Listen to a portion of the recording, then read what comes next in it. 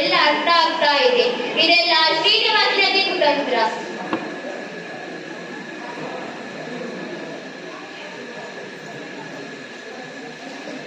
ಮೊದಲು ನಾನು ನಿಮ್ಗೆಲ್ರಿಗೂ ನೃತ್ಯ ಅಂದ್ರೆ ಏನು ಅಂತ ಹೇಳ್ಬೇಕು ಅಂತೀನಿ.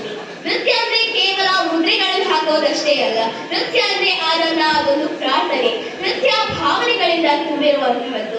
ಯಾವಾಗ ಒಬ್ಬ ವ್ಯಕ್ತಿ ತನ್ನ ಮನಸ್ಸಿನ ಮಾತನ್ನ ಕೇಳಿ ಆಮೇಲೆ ನೃತ್ಯ ಮಾಡ್ತಾನೋ ಅದು ಕೇವಲ ನೃತ್ಯ ಆಗಿರೋಕ್ಕೆ ಸಾಧ್ಯವಿಲ್ಲ.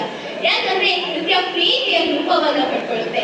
ಸಾಕ್ಷಾತ್ ನಟರಾಜನ ಹಾಗೆ ಅವನು ನೃತ್ಯ ಮಾಡಿದಾಗ ಏನಾಗುತ್ತೆ, ಅವನ ನಾದಕ್ಕೆ ಸಂಪೂರ್ಣ ಪ್ರಪಂಚನೇ ಅವನ ಜೊತೆ ಕೂಡುತ್ತೆ. ಇದನ್ನೇ ನೃತ್ಯ ಅಂತ ಕರೀತಾರೆ. ಈಗ ಇವತ್ತಿನ ಸ್ಪರ್ಧೆಯಲ್ಲಿ